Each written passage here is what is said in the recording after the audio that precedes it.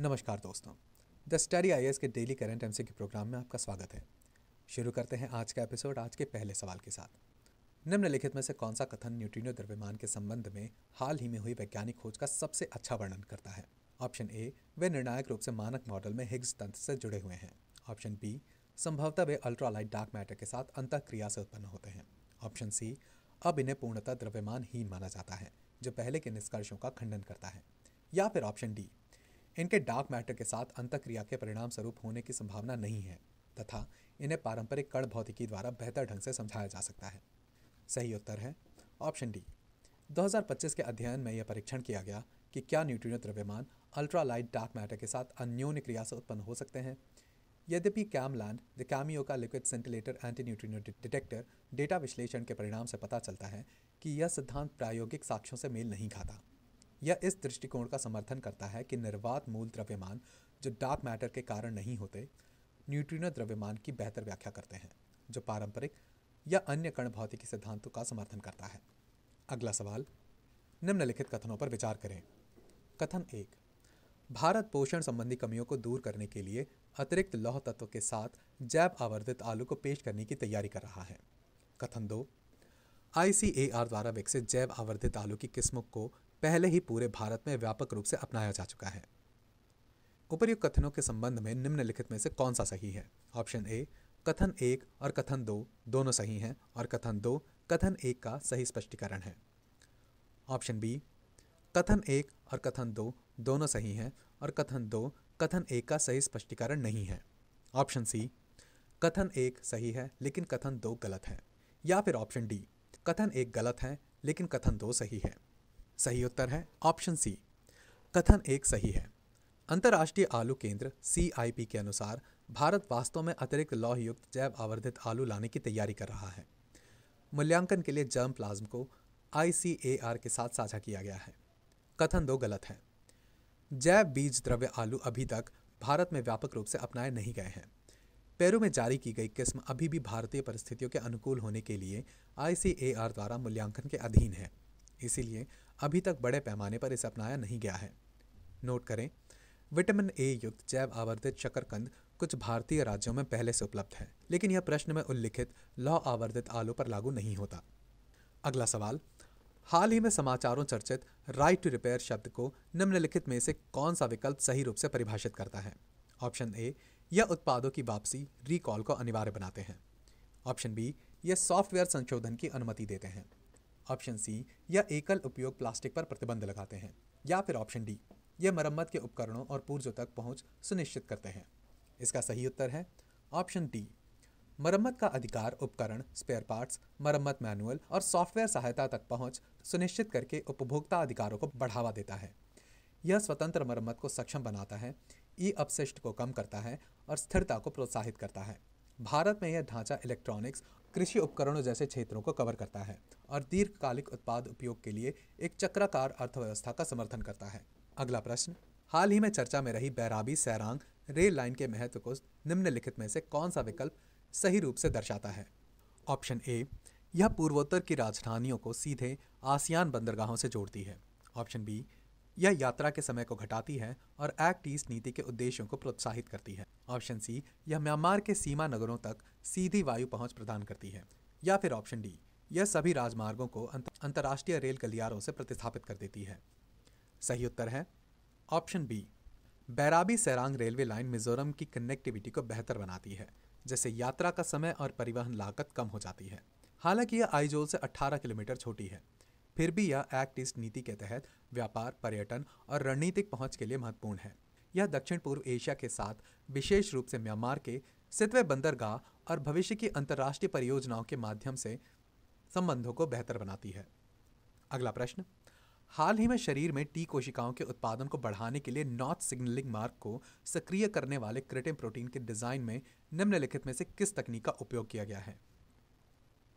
Option A, mRNA तकनीक। Option B, CRISPR gene संपादन। Option C, कृत्रिम बुद्धिमत्ता। Option D, monoclonal antibody.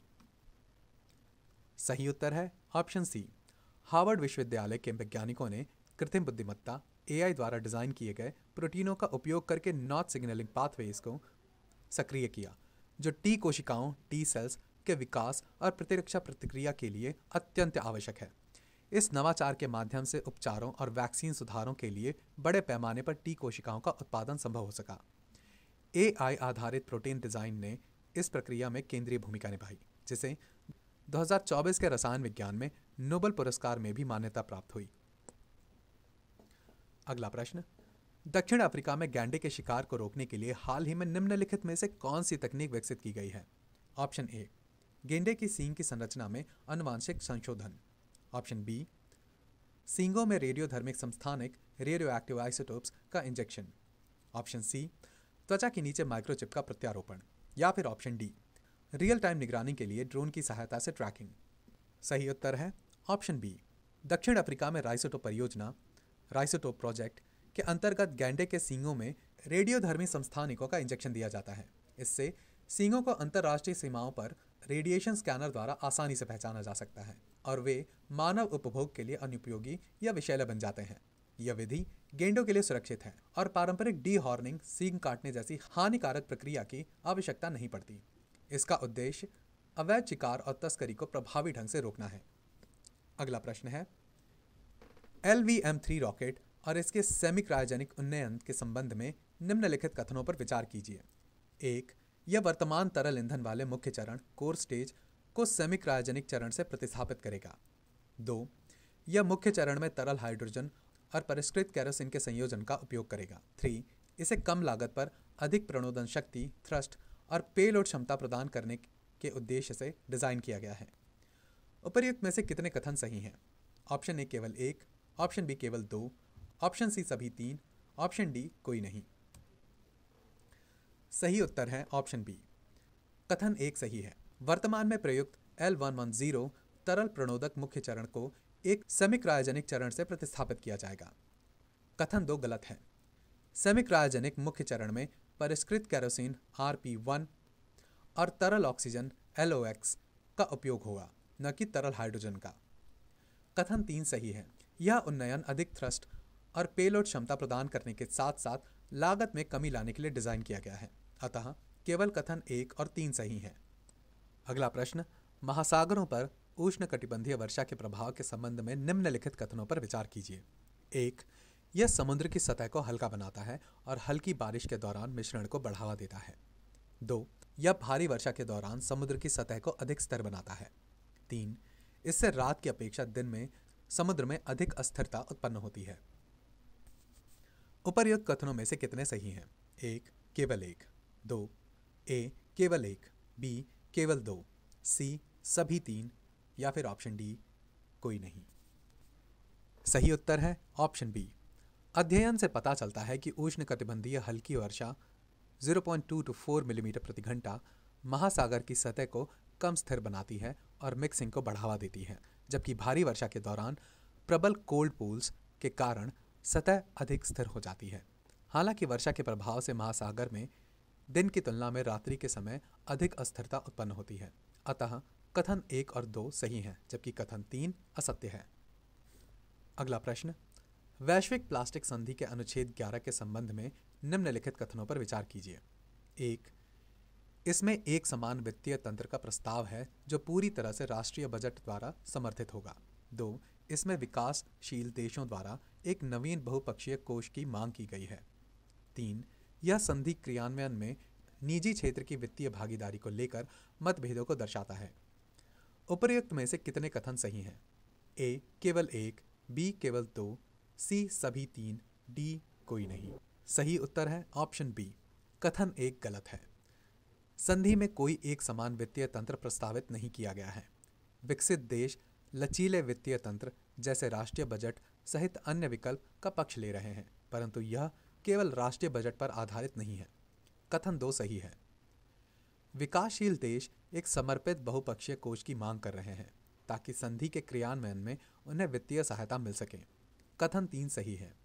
संधि के मसौदे में यह मतभेद उभर कर आया कि निजी क्षेत्र की आर्थिक भागीदारी को अनिवार्य बनाया जाए या वैकल्पिक रखा जाए। इस प्रकार केवल 2 कथन सही हैं। अगला प्रश्न, निम्नलिखित में से कौन से कीट स्थैतिक विद्युत को महसूस करने के लिए जाने जाते हैं?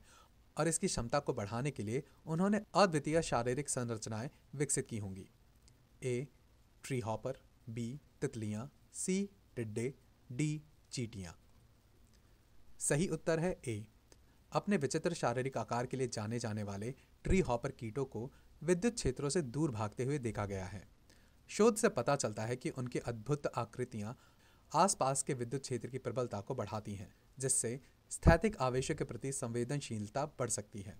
इससे उन्हें शिकारी ततैये, जिनमें स्थैतिक आवेश होते हैं, का पता लगाने और मित्रवत मधुमक्खियों से अलग करने में मदद मिल सकती है। बढ़ते हैं इस एपिसोड के आखिरी सवाल की ओर।